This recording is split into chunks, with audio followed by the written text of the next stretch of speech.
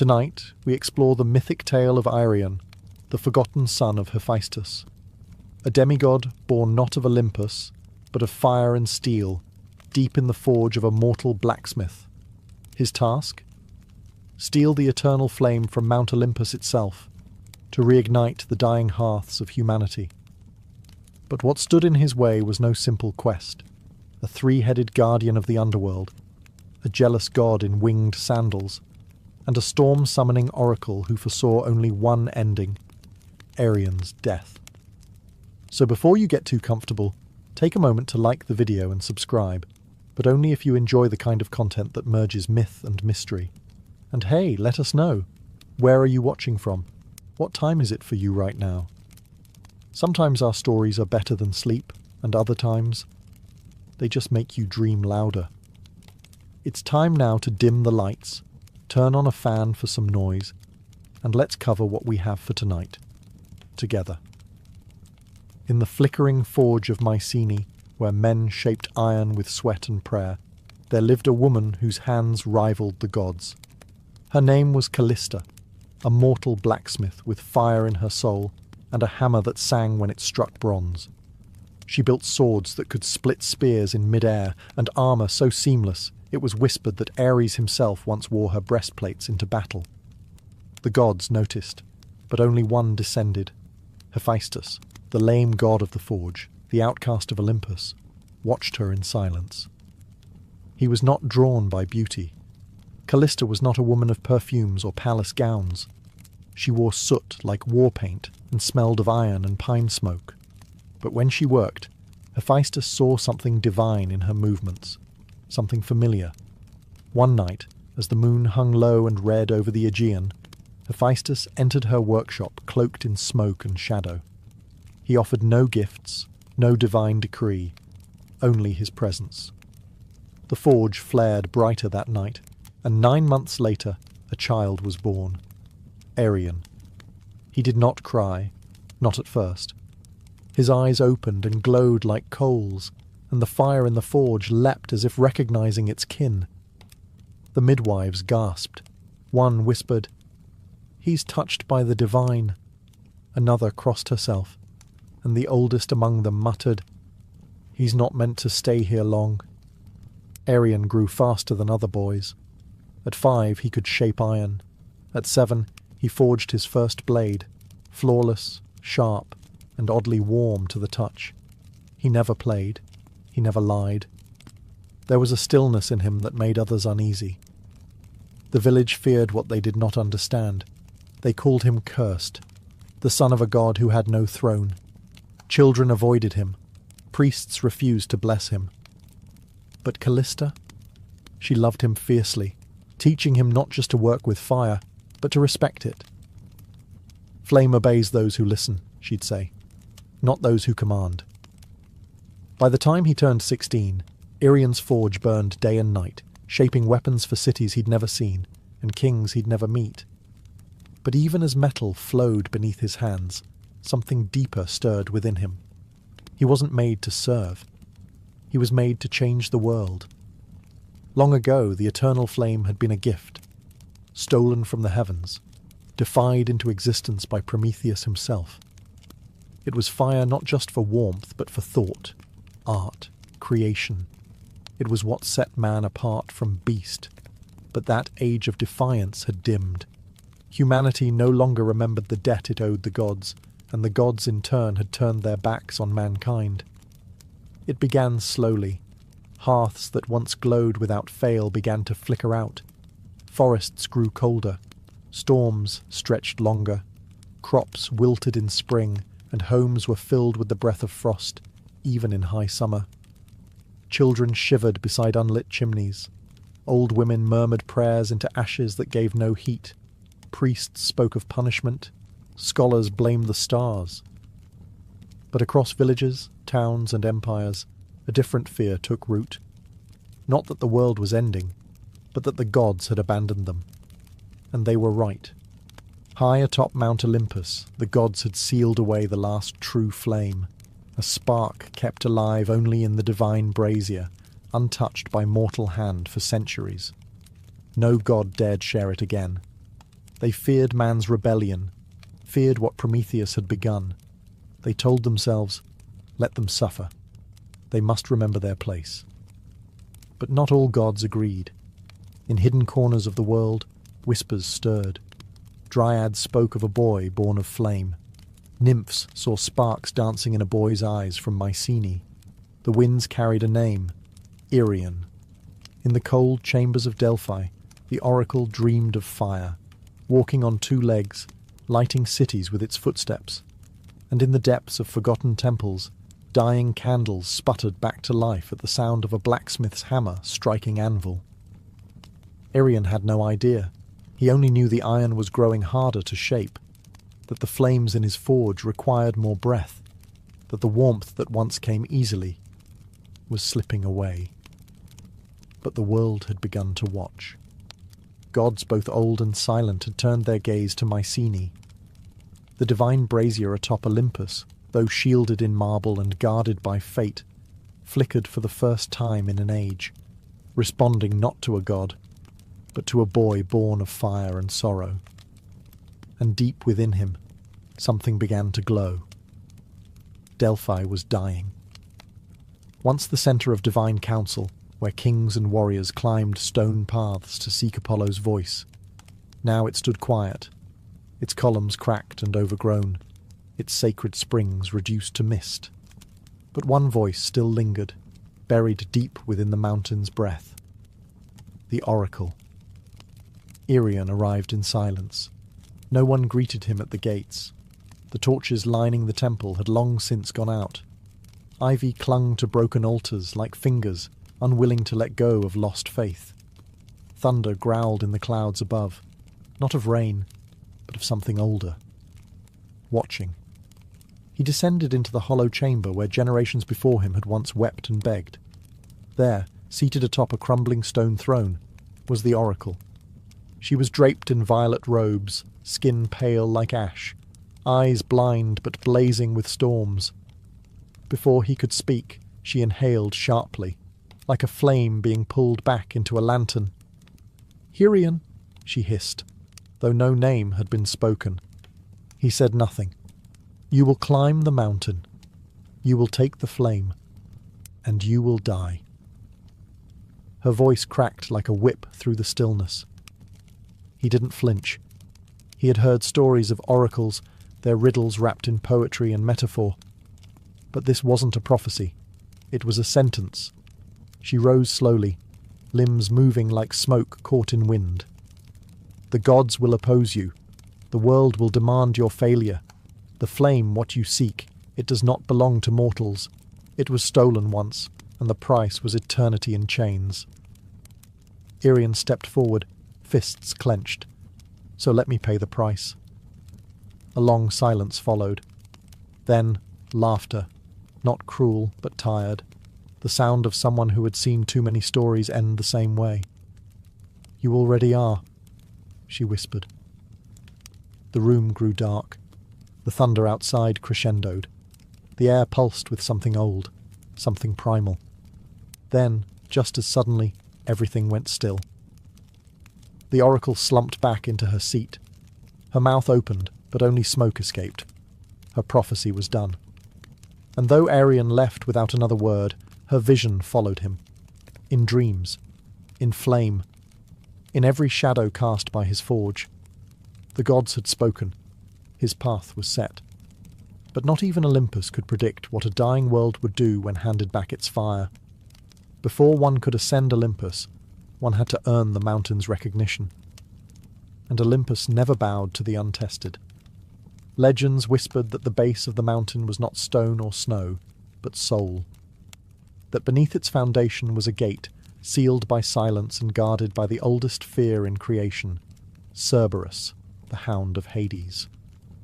No one could pass that gate without first touching death. Irion did not question it. He had studied myths the way blacksmiths study heat, closely, warily. He knew what waited beneath the roots of Olympus. But to reach the eternal flame, he would have to descend, not metaphorically, but into the very underworld itself. So he prepared not with armour, but with craft. He spent 3 days and 3 nights forging a collar, not for battle, but for submission. It was made of obsidian, iron, and the final ember from his mother's forge. Into it he carved 3 names, one for each of Cerberus's heads. He whispered them aloud as he worked: memory, loyalty, grief. On the 4th day, he stood before the shadowed mouth of a cave said to lead downward forever. The wind here was cold, but it did not sting the skin. It scraped the soul, and the air smelled not of rot, but of forgotten prayers. He entered. Deeper and deeper he walked, past bones that glowed faintly in the dark, past torches that lit themselves without flame, until he heard it, the breathing, slow, massive, layered, like 3 storms dreaming in unison. Cerberus. He stepped into the clearing and found the beast sleeping on a bed of ash and bone, each head twitching in a different rhythm. Its fur was blacker than absence. Its eyes were closed, but its ears twitched. Arion did not draw a weapon. He approached, knelt, and held out the collar. Then, softly, he began to hum. It was the song his mother had sung to him as a child, the one she sang when night made the world feel too big, too cruel. The middle head stirred. The left opened one amber eye. The right snarled, then stopped. They listened. And in that silence, Arion slipped the collar on. Cerberus exhaled, and the door behind him opened, not with rage, but with respect. Arion had touched death, and death had stepped aside. The road up Olympus was no road at all. There were no markers, no stars to guide the way, only sheer rock, biting wind, and whispers that echoed from nowhere. Arion climbed not with certainty, but with instinct. His mortal hands bled. His divine blood burned. The mountain resisted him at every turn. And then he appeared, not with a roar, not in a flash of power, but in silence. Hermes, the trickster, the messenger, the thief. He stood on a ledge ahead, dressed like a traveller, cloak loose, sandals laced with feathers, eyes sharp as broken glass. A crooked grin danced across his lips. "Well," he said, spinning a coin between his fingers, "I thought you'd be taller." Arion didn't stop climbing. "I know why you're here," Hermes continued, walking casually beside him without ever lifting a foot. "You want to bring fire back to the mortals. Sweet, noble, stupid." Arion paused. "Then stop me." Hermes chuckled. "Stop you? Oh, no. I'm not here to fight you. I'm here to make sure you understand the deal. You're walking into the heart of Olympus, into the gods' vault, into a story that isn't yours to tell. And yet," Arion replied, "here I am." That smile faded slightly. "You're trying to restore a balance that was broken for a reason," Hermes said. "The flame was a gift, once, a mistake, and now the gods guard it like a dragon guards gold. Not because it's precious, but because it's dangerous." Arion stared at him. Then they've forgotten what danger looks like. For the first time, Hermes' expression soured. The air around them shifted. The coin in his hand vanished. His wings twitched. "You think you're Prometheus," he said, voice cold. "But you're not even a flicker compared to him." "I'm not trying to be him," Arion answered. "I'm trying to finish what he started." Hermes stepped forward, pressed 2 fingers to Arion's chest. "Then here's my gift." Pain surged. It wasn't physical. It was deeper. A thread inside him twisted, turned. "The fire you seek," Hermes whispered, "will burn everything you are." Then he vanished. The mountain groaned. Thunder rolled. A storm had begun, not of rain, but of consequence. And Arion climbed higher, cursed, but unshaken. The curse settled into Arion's chest like frost in the lungs. At first, it was subtle, a tightening when he breathed, a dull heat beneath his skin. But the higher he climbed, the more it bit into him. Not like a wound, more like erosion. Piece by piece, the man was being scraped away, leaving something raw behind. Mount Olympus was no longer just a mountain. It was alive. Its cliffs shifted beneath his feet. Wind screamed down ravines like ancient voices furious to be disturbed. The higher he rose, the less mortal the world became. Trees stopped growing. Birds stopped singing. Even the stars above seemed to pull back. There were no paths. Only jagged ledges and sheer faces that demanded sacrifice with each step. Irian bled. He slipped. Once, he nearly fell to his death, but a sudden flash of heat from within his chest steadied him. It was as if the flame Hermes spoke of, the one that would burn him, had begun to awaken. But he kept climbing, because every time he faltered, he thought of the dying hearths, the cold villages, the children huddled in darkness. He thought of his mother, hands blistered, still forging warmth for a world forgetting what warmth meant. And still, Olympus offered no mercy. Storm clouds gathered above. Lightning danced along the ridge like gods pacing in frustration. He could feel their eyes now, watching, judging, waiting for him to fall. But it wasn't just the mountain fighting him. It was Olympus itself. He passed ancient ruins carved into the stone, temples long abandoned by faith, their altars cracked, their gods forgotten. Statues of Athena with eyes chipped out, columns of Zeus split by time and silence. Irian realized something no one else had dared to say aloud. The gods weren't powerful anymore. They were afraid that a mortal might bring the fire back without their permission, that someone not born in their halls might carry the light that once defined Olympus, and in that fear they threw their worst at him. Ice, thunder, visions, voices, but he climbed. With hands torn and heart smouldering, he rose above the clouds, and in the distance, lit not by sun, but by divine flame. He saw it, the brazier, burning, waiting. It was not what he expected. The summit of Olympus wasn't carved in marble or guarded by gods clad in gold. There were no trumpets, no gates, no thunderclaps of divine welcome. There was only silence, and the flame. It stood in the centre of a windless clearing, on a pedestal of blackened stone. The brazier looked ancient, older than language itself, shaped by hands no longer remembered, and inside it danced the eternal flame, not red, not orange, but white, pure, blinding, alive. It did not flicker. It watched. Irian stepped closer. The heat didn't sear him. It entered him, as if recognizing something long lost. His breath caught. His skin prickled. That ember Hermes had cursed into his heart now pulsed like a second heartbeat, calling to the flame like a lost sibling. He reached out. In that moment, time faltered. He saw cities built from firelight. He saw his mother's forge blazing in the dead of winter. He saw civilizations rising and falling, each one built around fire, and each one forgetting why it burned. He also saw the punishment.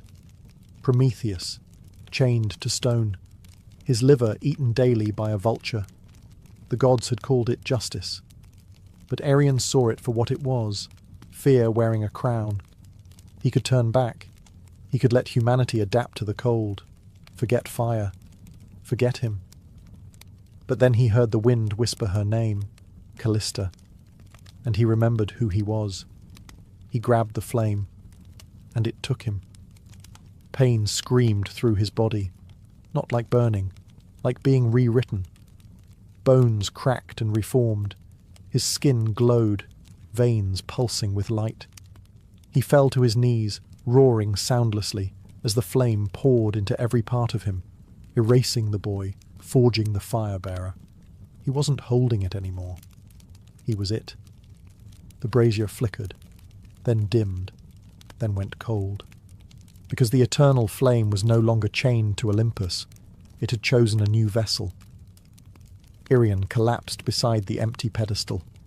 Smoke rose from his fingertips, but his eyes glowed like dawn. He breathed, barely. But with each breath, A wisp of warmth spread outward, into the wind, down the mountain, toward the world below. He had taken the fire, but not for himself, for everyone. Arion did not walk down Olympus. He carried it with him.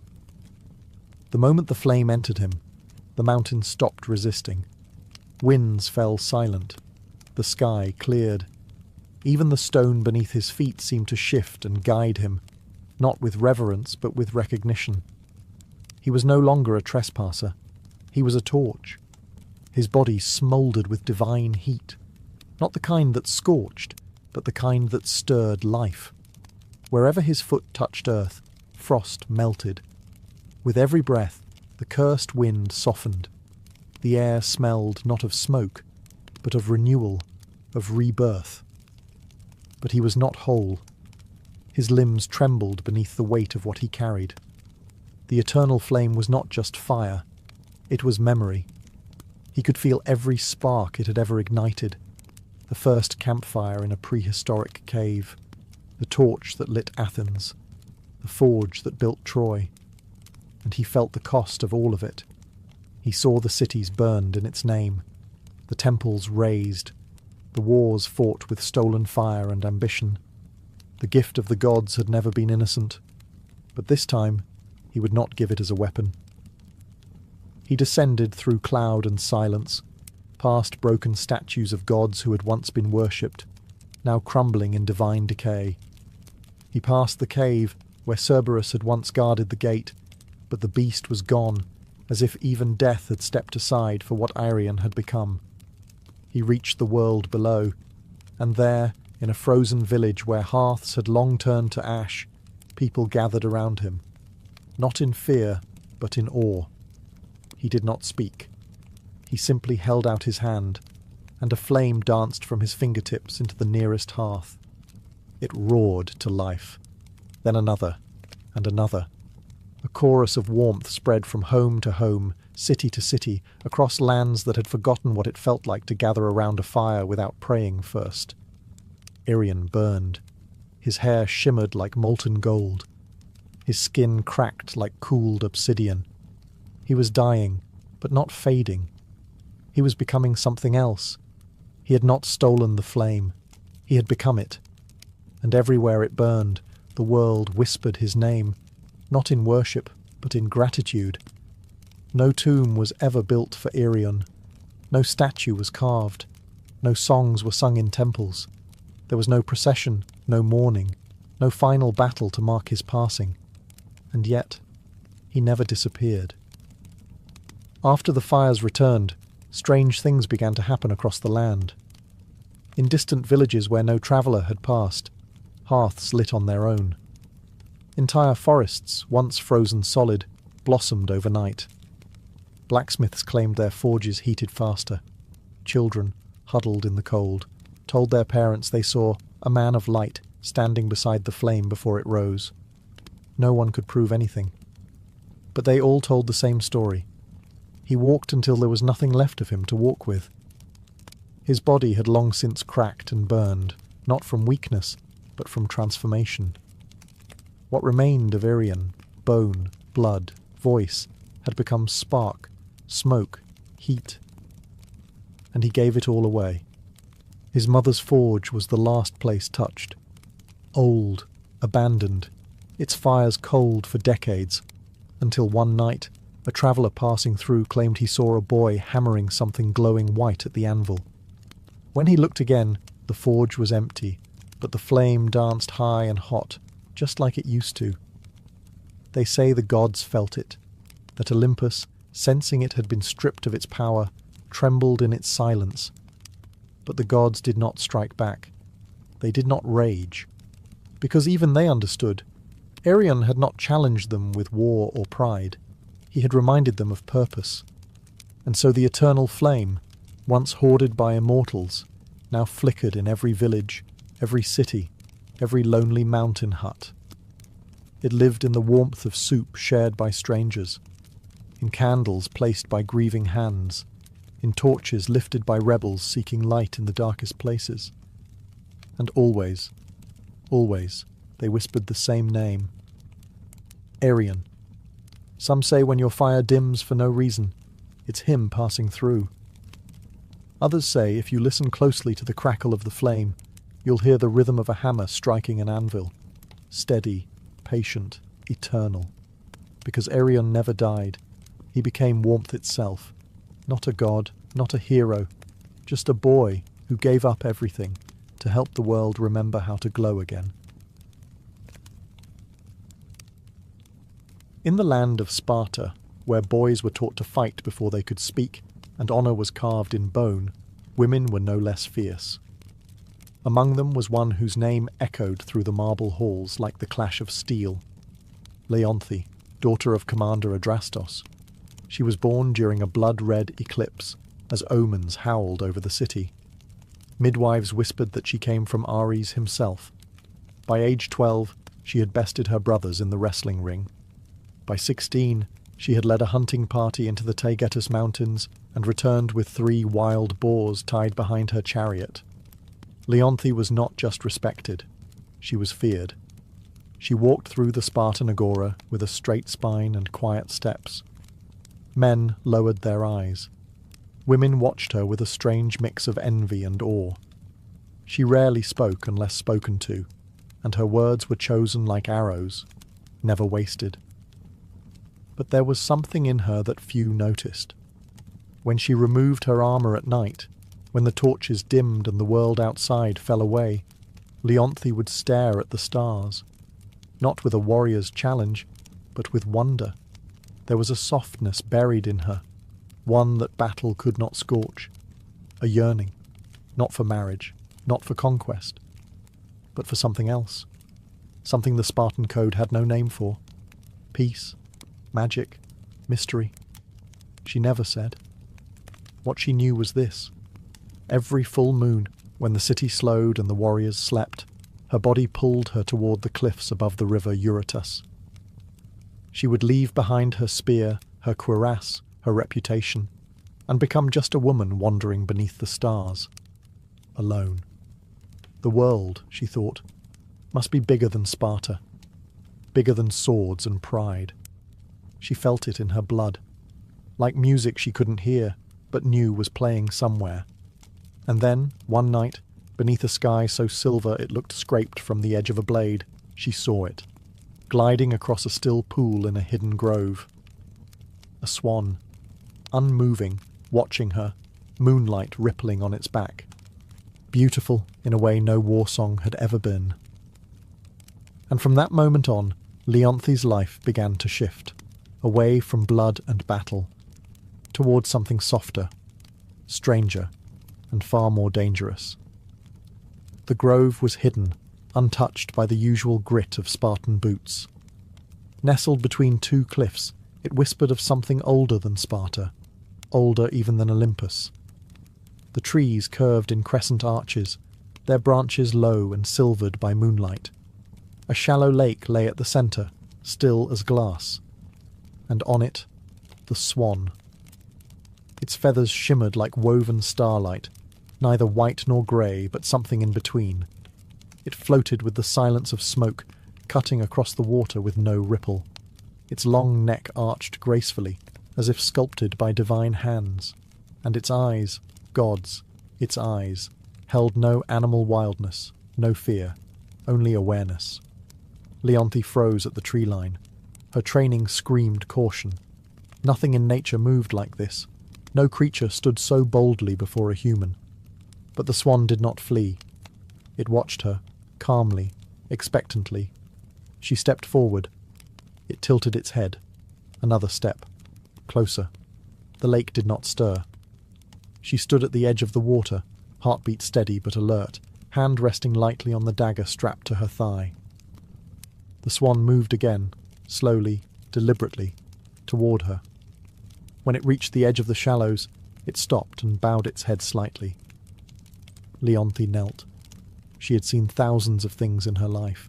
War camps burning, bloodied warriors screaming at the heavens, newborn calves gasping for their first breath.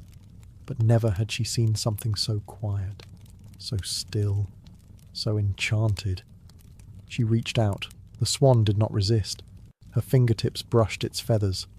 warm, unnaturally warm, as though its body burned with sunlight instead of blood. A feeling stirred in her chest, not fear, not fascination, something older, something she didn't know she'd been missing until that very moment. Connection. The swan blinked once and turned away, gliding back into the centre of the lake. Leonthe remained kneeling, watching it, unsure what had just begun, but certain it was no accident. The next full moon, she returned. So did the swan, and again, the next month, and the next. No words, no promises, just presence, a ritual born of silence and gravity. By the time autumn settled on the hills, Leonthe no longer questioned why. She just knew the swan would be waiting, and her world would never be the same. Seasons turned, leaves reddened, fell, and grew again. The wars continued far below the hills, but in that moonlit grove, time stood still. Only the full moons mattered now. Only those nights. Leonthe had once measured her worth in battle scars, victories, and commands followed without hesitation. But now, something softer guided her. Something far older than Spartan law. Each month, she returned to the grove with offerings, fresh figs, soft linens, carved trinkets from olive wood. The swan never ate, never acknowledged the gifts. Yet Leonthe continued, drawn by an instinct she couldn't explain. The swan was always waiting. It met her at the edge of the water, dipped its head gently, then glided by her side. Sometimes it circled her. Sometimes it simply stood beside her on the shore, its warmth bleeding into the air around it like a hidden sun. She began to speak, not like a soldier, but like a woman who had never been heard before. She spoke of her father's coldness, of how victory never filled the empty space in her chest, of the nights she stared at the sky, wondering if there was more than sword and soil. The swan said nothing, but it listened. She could feel it. Its stillness wasn't silence. It was attention. The kind mortals never gave. The kind no commander, no suitor, no friend had ever offered her. Over time, she stopped feeling alone. She braided her hair before each visit, smoothed her robes, sat beside the swan for hours, shoulder touching wing, saying little, yet feeling more than she'd ever felt in a Spartan palace or battlefield. And still, the swan never fled, never aged, never changed. She should have been afraid. There were stories of gods taking animal form to lure mortals into ruin, stories of punishments for those who loved the divine. But Leonthe didn't believe in stories anymore. She believed in the way her hand fit perfectly along the curve of the swan's neck, in the way it bowed its head when she sang quietly into the night, in the way it seemed to wait for her, need her. No words, no promises. But in their silence, something ancient took root, and though she didn't speak the word, not even to herself, Leonthe knew what it was. Love. The swan was not born of earth. Its wings had once stretched across the sky. Its fingers had played the lyre that made the sun rise. Its name had once been whispered in temples, carved in marble, and shouted in song. Apollo, god of light, of music, of prophecy, now silent, feathered, bound. Long before Leonthe was born, Apollo had committed a sin in the eyes of Olympus. He had defied Zeus, not with blade or rebellion, but with truth. He had spoken against his father's punishments, against the cruelty passed down from throne to world, against the silence demanded by power. For this, Zeus did not kill him. He unmade him, a spell cast in fury, more curse than justice. Apollo was stripped of his form, his voice, his divinity, forced into the body of a swan, not to teach him humility, but to remind him he could glow like the sun and still be caged by shadow. The curse was crueler still. There was one condition. If a mortal ever discovered his true identity, the transformation would become permanent. And so Apollo waited. Years. centuries, lifetimes, floating on lakes, hiding beneath stars, watching mortals forget his temples, forget his hymns, watching the world grow colder as the gods withdrew, until Leonthe. Her presence cracked something inside him, something buried so deep even Olympus had forgotten it existed. Hope. He never meant to be seen, never meant to stay, but she returned, again and again, and her voice when she spoke to him in the glade, was the only thing that made the fire inside him flicker again. She was not a priestess, not a nymph, not a chosen oracle. She was a warrior with hands that knew only weapons, a woman hardened by loss and trained to feel nothing. And yet, she saw him. She treated him not as a symbol or a threat, but as something sacred, something worth waiting for. He dared not speak, dared not reveal his name.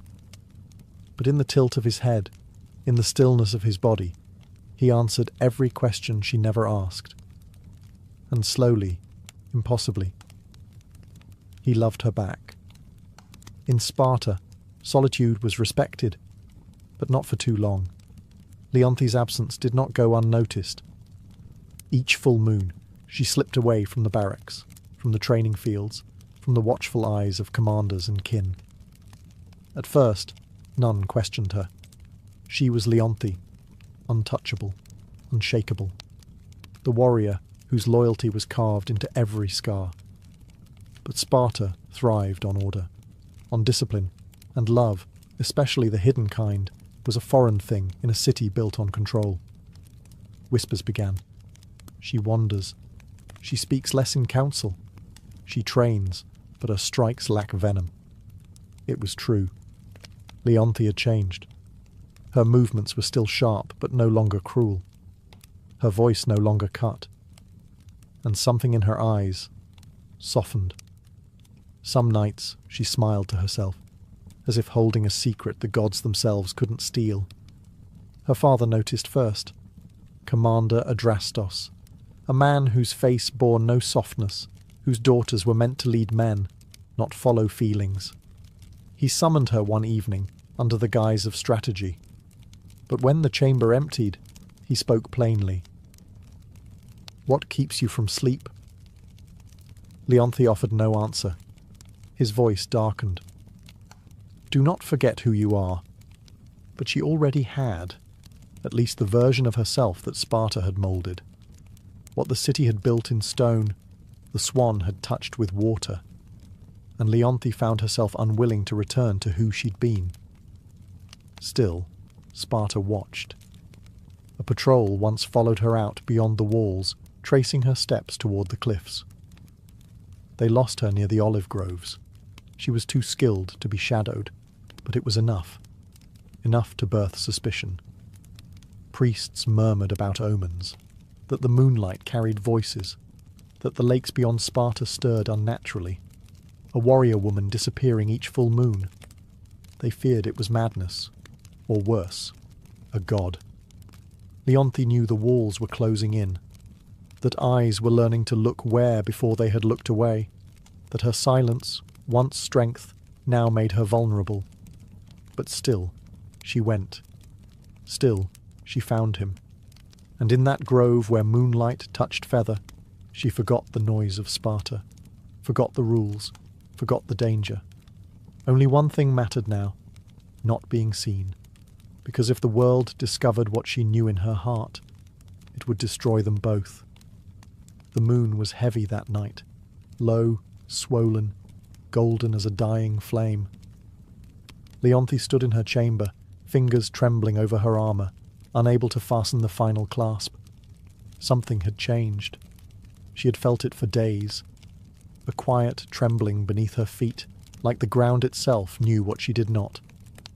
The swan had been different on their last meeting, restless, more watchful. Its feathers bristled when the wind shifted. It had circled her twice before settling at her side, its warmth sharp instead of soothing. That night, sleep eluded her, and when it came, it brought visions. She stood in a silver grove, her hands covered in gold dust. A statue loomed before her, part man, part swan, its wings frozen mid-beat, its face serene and lifeless. She reached out, called a name she didn't know she knew. Apollo. The statue cracked, and a voice echoed, not from the sky, but from inside her bones. Truth will freeze what love has kindled. She awoke breathless, heart racing, the name still burning on her tongue. She tried to dismiss it. A dream, nothing more. But warriors know when fear is real. And this was no ordinary omen. This was prophecy. The next day, Leonthe left Sparta earlier than usual, the ache in her chest sharper with every step. She didn't follow her usual path. Her feet led her deeper into the hills, through trees she'd never passed, into groves untouched by memory. There, hidden beneath a curtain of ivy and moss, she found the altar, ancient, cracked, marked with a single unmistakable inscription, carved in old flaking gold. Apollon. Her breath hitched. All at once the pieces fell into place. The warmth of the swan, its listening gaze, the dreams, the curse in her bones, the reason it had always come during the full moon. He wasn't just enchanted. He was a god. Her god. And she had broken something. She stumbled back, the sound of feathers behind her. The swan had followed her, silent, as always. But its stillness no longer comforted her. It was watching, sadly, softly, as if it already knew, as if the truth had arrived, and so had the end. The grove was no longer still. The air pulsed, slow and deep, like the breath of something ancient stirring in its sleep.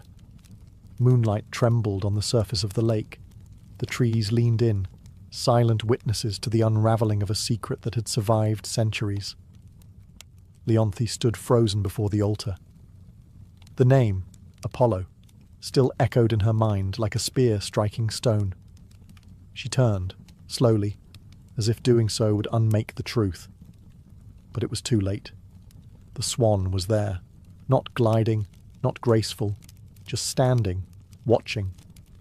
Its feathers no longer shimmered, its glow dimmed, flickering like a dying flame. Leonthe stepped toward it, her lips parted, unsure what to say, unsure if anything could be said. "I know," she whispered. The wind stilled. A single feather drifted from the swan's back, falling slowly, silently, before vanishing into dust the moment it touched the altar. And then the change began. The swan's neck arched, not in grace, but in agony. Its body trembled. Feathers unravelled into streams of gold and light, wings bent into arms, webbed feet split into toes that dug into the earth, and where the swan had stood, now knelt a man, naked, radiant, broken, Apollo. His hair shimmered like the sky at dawn. His skin glowed faintly, like embers beneath marble. But his eyes were dimmed by sorrow, by inevitability. Leonthe stepped back, hand to her mouth. She had loved him in silence, and now silence had become unbearable. He tried to speak, but the curse had not fully lifted. His voice cracked like thunder in a storm too old to name. "You weren't supposed to know," he said at last, voice barely more than wind. It was the only rule. She fell to her knees beside him, tears cutting down her warrior's face like rivers through mountain stone. "I didn't mean to," she whispered. He smiled then, just once, a god's smile. Not of joy, but of farewell. "I know." And with that, the ground beneath them shuddered. A soundless quake. A divine sentence passed without mercy. His glow faded. His skin hardened. His limbs stiffened mid-reach. Apollo was turning to stone, and Leonthe could only watch as love became legend. The moment the name was spoken, the curse began its final work. Apollo's body, once fluid with divinity, now stiffened inch by inch. The light beneath his skin dulled like cooling metal. His golden hair lost its luster, hardening into marble threads as the final phase of Zeus's punishment took hold. There would be no forgiveness, no reprieve. Leonthe grasped his hands, still warm, still trembling, but she could feel it, the stone creeping like frost over flesh. His fingers curled around hers one last time before they stopped moving altogether. She shook her head. No, this can't be how it ends. But the curse didn't listen. It had waited centuries in silence, patient and cruel. Apollo's chest rose once more, and then didn't. His wings, half-formed behind his shoulders, froze mid-fold. His knees, bent in grief, locked in place. His face, still beautiful, still kind, was caught between love and pain, his eyes open, but unseeing. And then, silence. A quiet deeper than any battlefield, deeper than the moments before the charge. This was not the silence of peace, but of loss, of something sacred shattered.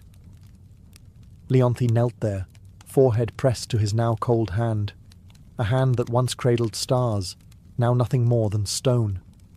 Her tears slid down the side of his marble fingers and fell to the earth, one after another, slow and steady as a funeral march. The grove dimmed. Even the moon, so often bright and watchful, seemed to draw back behind a veil of cloud. No lightning came, no god appeared, because the punishment was done. Zeus had spoken, the swan had flown for the last time, and Apollo, god of light, was now a statue of silence, forever frozen in the moment of his final truth. Leonthe stayed long after the transformation finished, arms wrapped around what remained. She did not scream. She did not curse the heavens. There were no Spartans to hear her cries, no warriors to bear witness. Only the wind, only the trees, and the stone figure of a god who had once loved her, not with thunder and fire, but with stillness, and now with silence. Leonthe never returned to Sparta. She left her armour where it lay beside the altar, removed her sword, let her war-bound name drift away like smoke over the lake. The woman who had once stood tall among kings now knelt in silence beside a statue that would never move again. The grove became her world. Each full moon she returned, never missing a single one. She brought no offerings, no incense, no prayers, just herself, and a memory. She would sit beside the statue of Apollo, fingers brushing the cold stone hand she once held in flesh.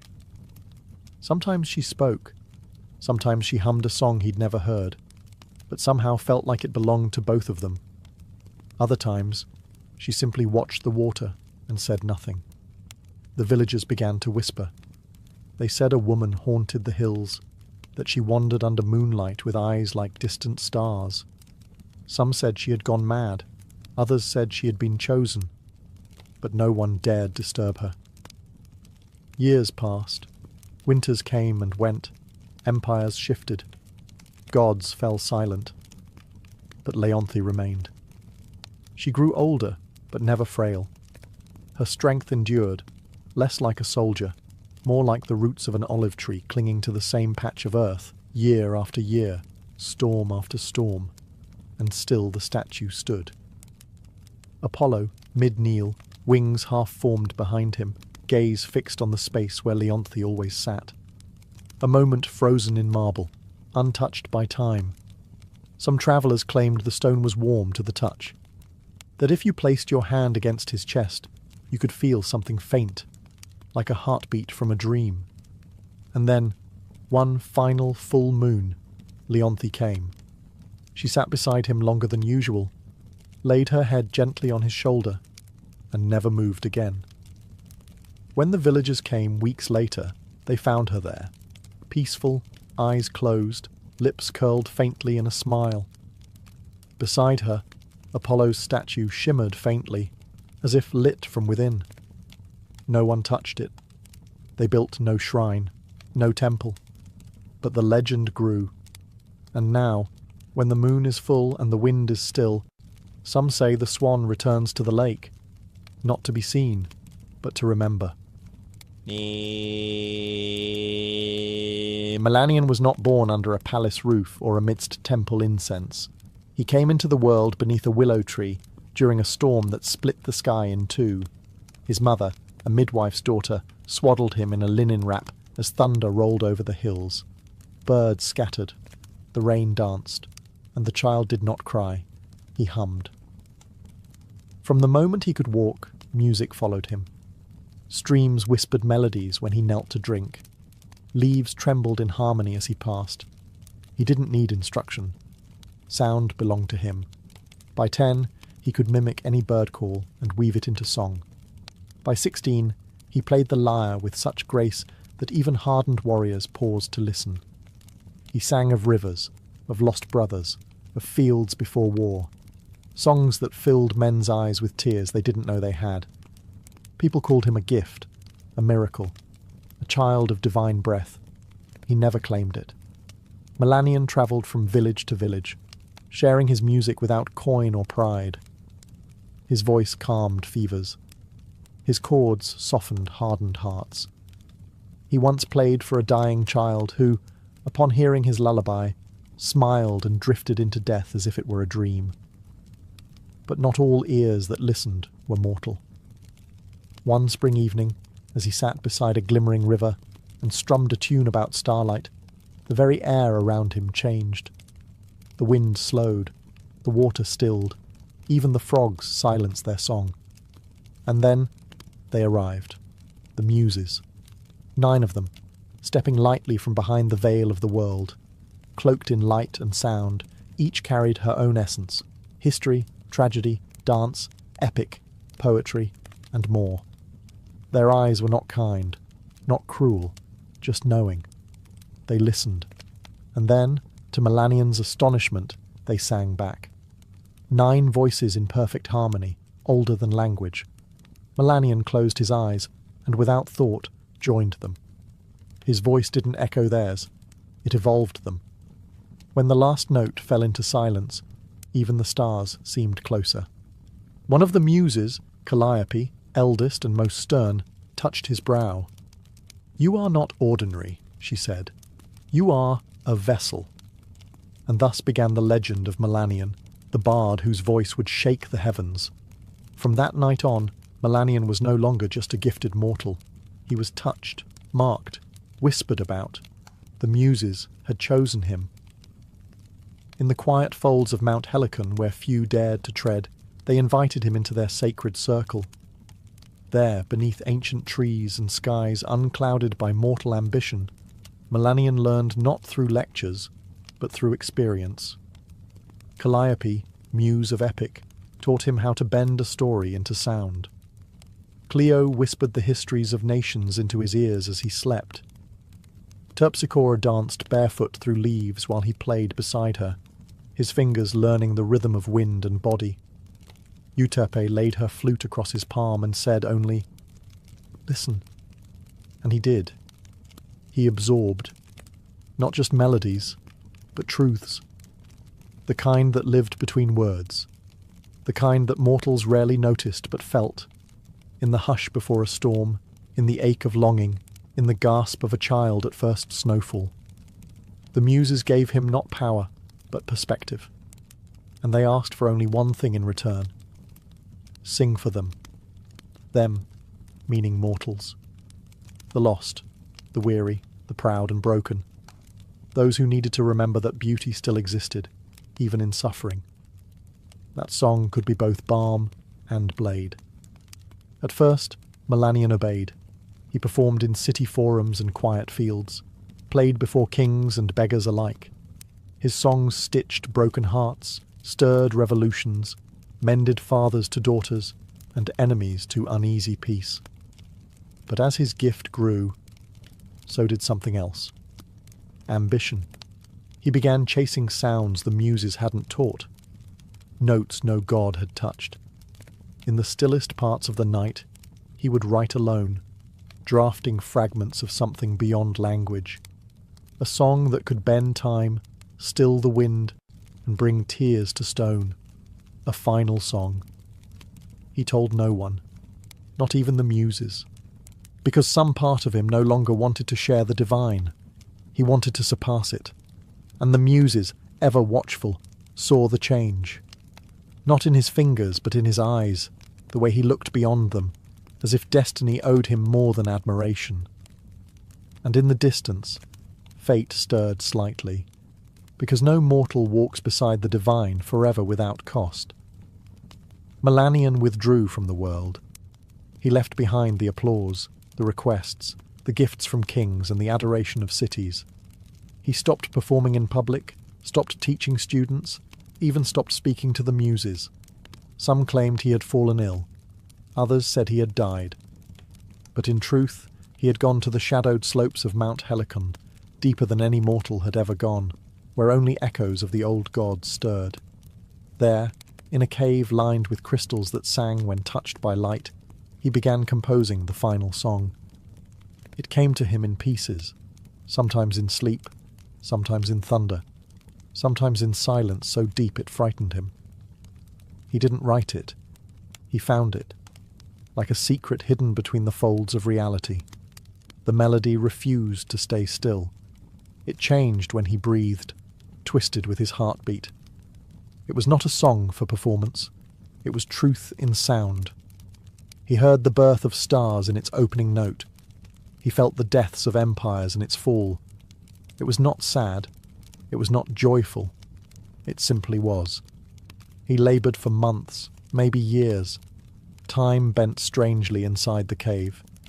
He ate little, slept only when the music allowed it. He would weep one moment, laugh the next, as though the song played through his soul instead of his hands. And when it was finished, the world changed. Birds stopped mid-flight.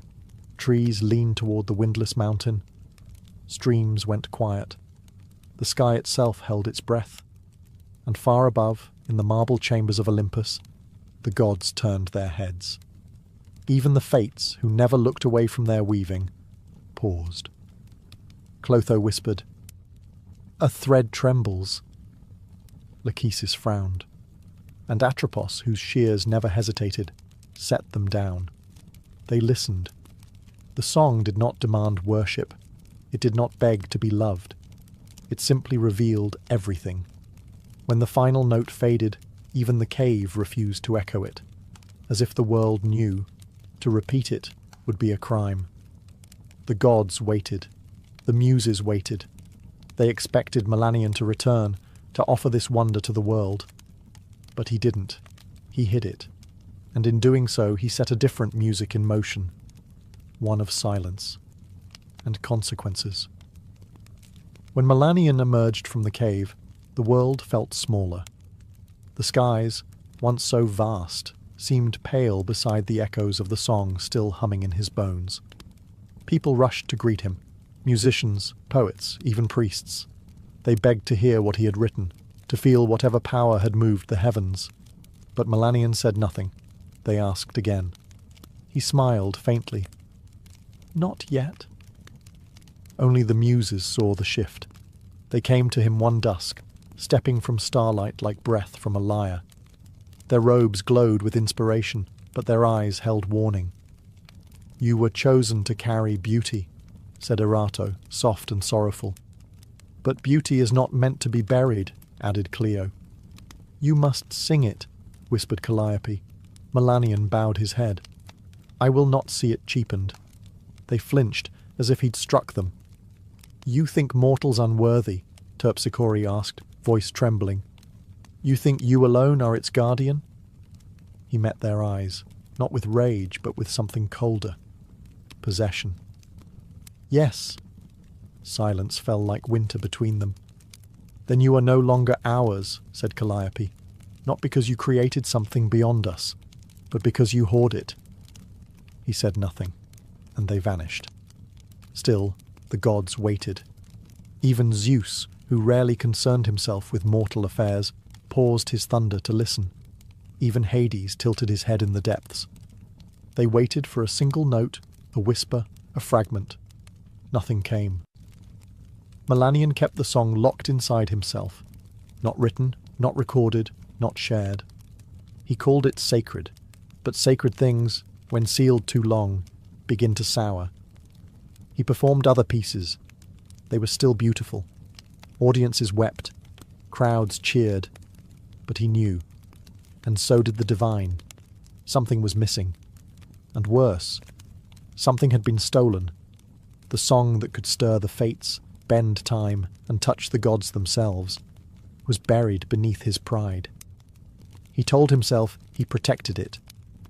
But the muses, watching from afar, saw the truth. He had chained the divine to his ego, and the gods, who endure madness, war, and worship without blinking, do not abide theft. And so, one night, the wind turned still. The stars went quiet, and a curse began to bloom. Not with fire, but with memory. The curse came softly. No thunder, no divine wrath from Olympus. Just a dream. Melanion lay beneath an open sky, cradled in the same silence he had once treasured. Sleep pulled him gently into darkness. And there, waiting, was the song. The final song. It returned, clearer, richer, impossibly perfect. He heard notes he'd never written, harmonies he hadn't yet imagined. It lifted him through stars, wove him into oceans, unspooled the very fabric of meaning. He wept in joy, in awe, in surrender. And then, morning. Gone. Not faded, erased. No memory, not a note, not a name. The melody he'd written with his soul, felt in his bones, was gone like mist at sunrise. At first, he thought it a cruel trick of sleep. He grabbed his lyre and tried to recall even a single progression. Nothing. He strummed wildly, off-key, frantic. Nothing. That night, he returned to his bed early, heart pounding, and the song returned, more radiant than ever. He sang along in the dream, tears streaming, fingers dancing through light. It felt real. He could remember it within the dream, but once again, with dawn's first breath, gone. Melanion began keeping candles lit through the night, scribbling notes in the dark. He begged his mind to retain a phrase, a rhythm, a single image. But no matter what he tried, it vanished. Again, and again, and again. He stopped playing, refused to perform. Crowds dwindled, friends left. His home grew dusty and cold. But none of it mattered. He had one obsession now. Remember the song. The muses stood at a distance, watching with sorrow. He was given a gift, said Euterpe, and he chose to cage it. Now he is the only one who will hear it, said Polyhymnia.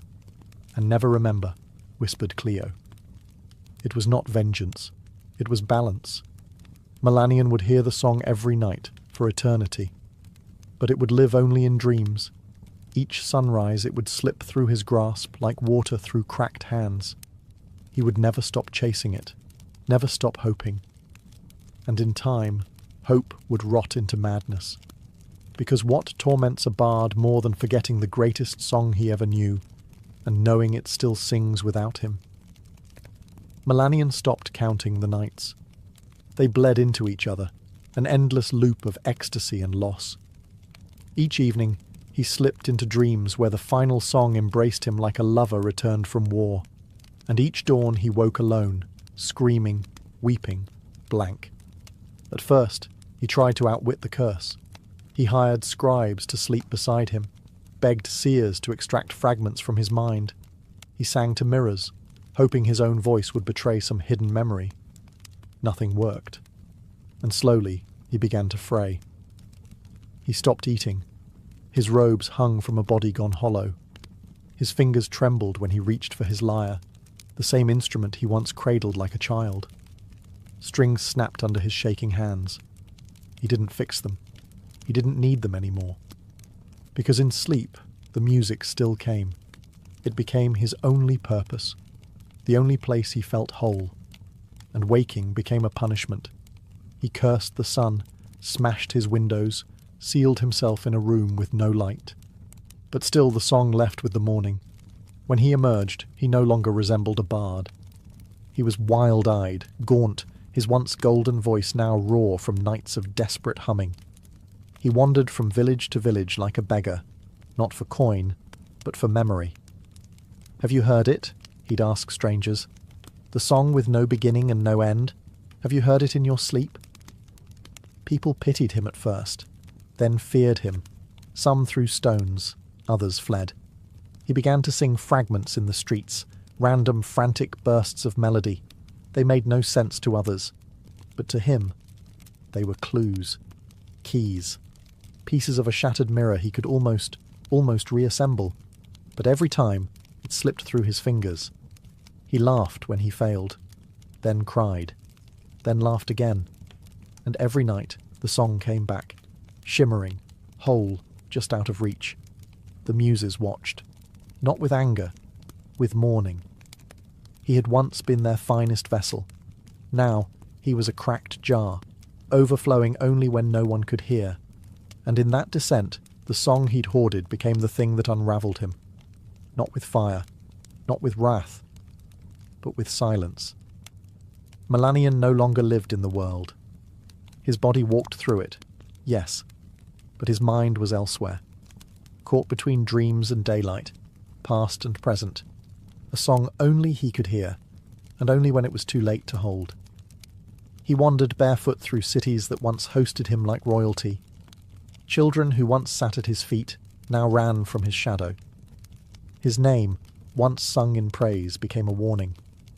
Don't end up like Melanion. He slept where he could, under trees, in empty chapels, sometimes in the doorways of inns whose keepers once begged for his presence. He no longer asked for food, only a place to rest, only the dream. The curse never failed.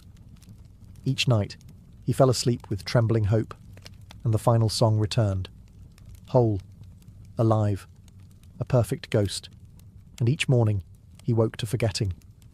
The cruelty wasn't in the silence, it was in the memory of sound. He remembered that he had heard something transcendent, that it had meant everything. But he could no longer remember why. He began speaking to shadows, to trees, to the stars. Sometimes he would sing to strangers, and demand they sing back, convinced the melody was hiding in someone else's throat. Once, he believed a child had hummed it in passing.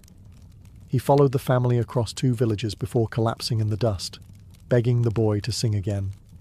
But the sound had been something else, something ordinary. He wept for hours, and still, each night, the song returned, taunting, embracing, divine. He tried to hum it as he dreamed, tried to wake mid-melody, but the curse was clever. He could not move within the dream.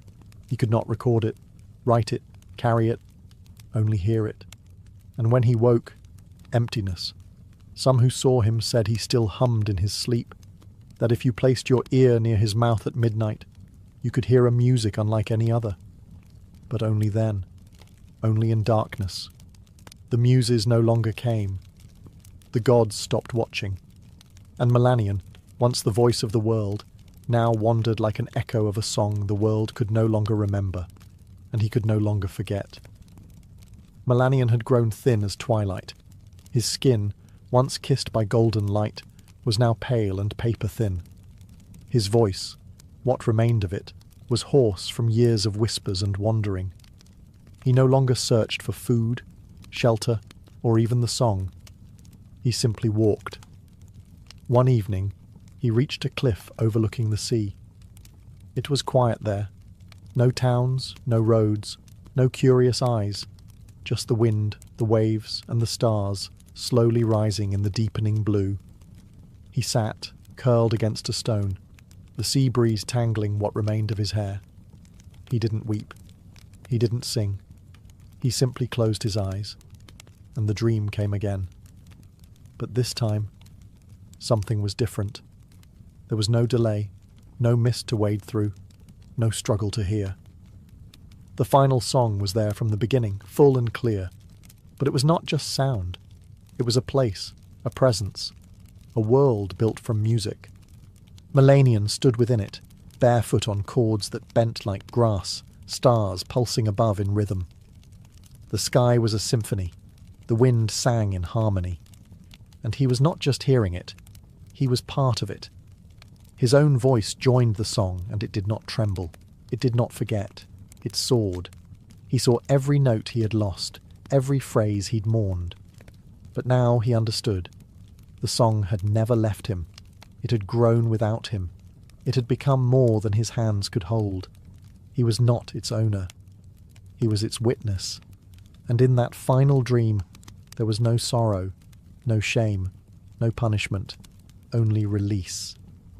When the sun rose, Melanion did not stir. The wind lifted softly around his body, as if carrying away a final breath. A shepherd passing the cliffs found him later, peaceful, hands resting on his chest, as if cradling an invisible lyre. There was no scroll, no recording. But above him, high in the coastal sky, seabirds flew in strange formations, almost like they danced to something only they could hear. And the sea, for a moment, sang. Not in words, not in melody, but in something older than either. Something he had finally become. Melanion was buried beneath a lone olive tree near the cliff where he last slept. No priest performed the rites, no crowds gathered, just the shepherd who found him, and a few villagers who remembered the stories, faint echoes of the bard who once made the gods pause mid-breath. There was no monument, only silence. But silence has a way of amplifying truth. In the years that followed, strange things were whispered across the land. Travellers claimed that if you passed that cliff under a new moon, you might hear a melody in the wind, brief, fleeting, heartbreakingly beautiful. Not a full song, just a note, just enough to make you stop. Children began dreaming of music they'd never heard. Musicians would wake in the night with tears on their cheeks and no memory of why.